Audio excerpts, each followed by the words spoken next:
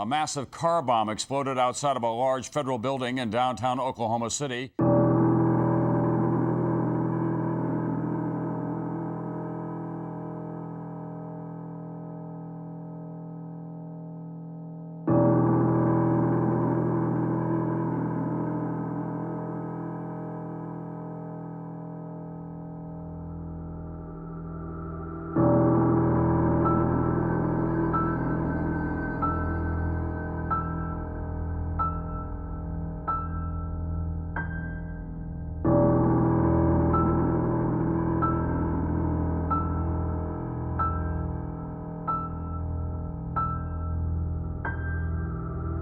Today I'm here in Decker, Michigan to talk about one of the most deadliest domestic terror attacks to ever take place on American soil.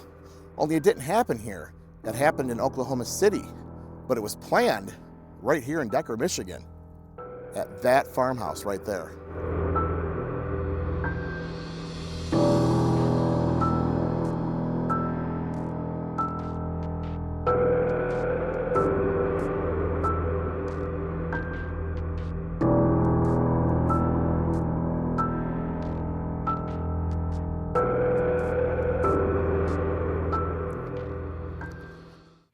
So what could a peaceful farmhouse in rural Michigan have to do with the deadliest domestic terror attack in U.S. history? Well, on April 21st, 1995, the FBI and ATF agents raided the Nichols Farm here in Decker, Michigan, which you're looking at right now. This was pretty much a quiet community that was kind of pulled into the national spotlight regarding this.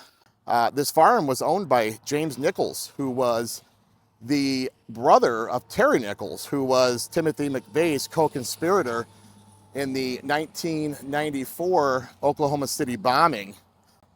This farm sits along M53, which is also known as Decker Road, up here in Decker, Michigan. 2 days after the Oklahoma City bombing, the agents raided the farm where Terry Nichols and his co-conspirator, Timothy McVeigh, had stayed. Actually, when Timothy McVeigh was pulled over right after the bombing for not having a license plate, his address on his license read this farmhouse. This was the address that was on his license because he had been staying here with Terry and James Nichols for a while. Federal agents, FBI, searched the house and barn over multiple days, and they recovered firearms, large quantities of ammonium nitrate fertilizer, which were materials used in the bomb.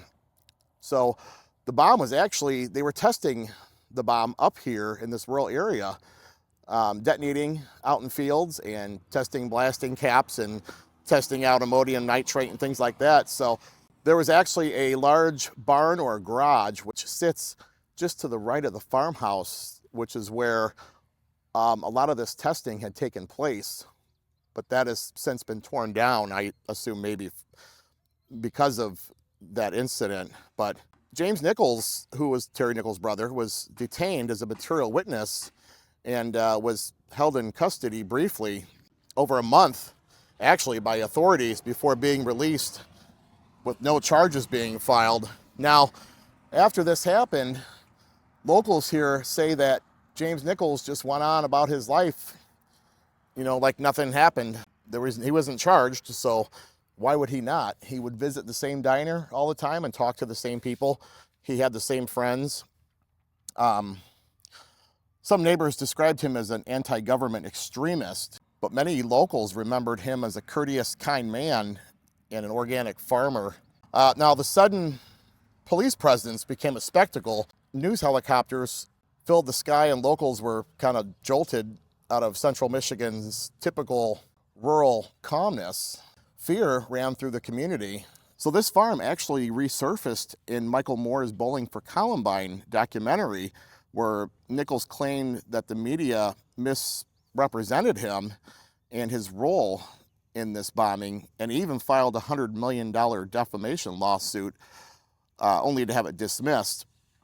But he remained outspoken, warning that when government oversteps, it's your duty to overthrow it. So he kind of had the same beliefs that his brother Terry and Timothy McVeigh had.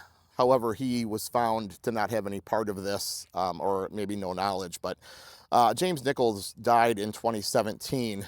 His farm, still a hub of national controversy. The farm today pretty much returns to its, what do you want to say, agricultural roots, but many memories of the raid linger in this town and over there at that farm.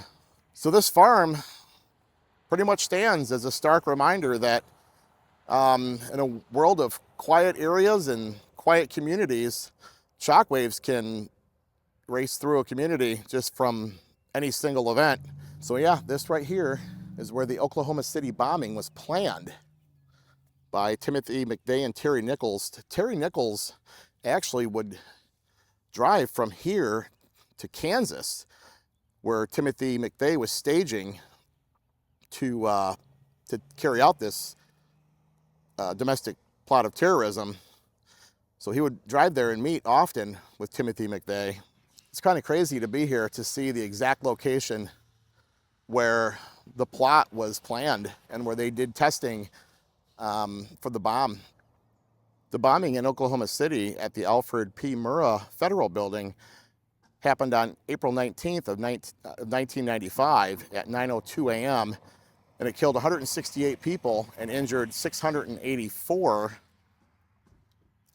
The entire half of the building was pretty much blown away. Just when I remember being a kid and seeing this, and I just could not believe the damage that had caused. And just seeing basically half of the building standing there was just insane to me.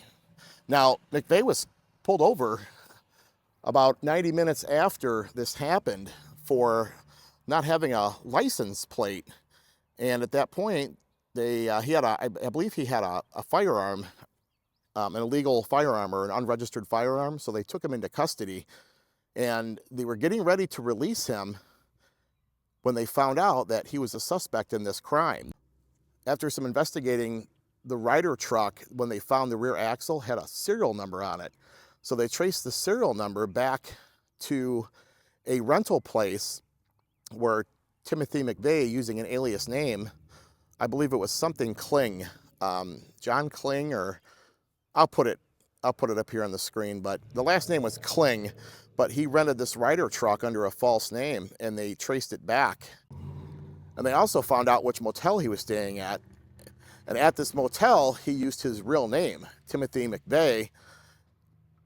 So that's how this all kind of came together. Now, Terry Nichols and McVeigh were in the Persian Gulf War together, and they did not approve of how the ATF and FBI handled the Ruby Ridge siege and the Waco siege with the Branch Davidians. So they were very much against the government, very anti-government.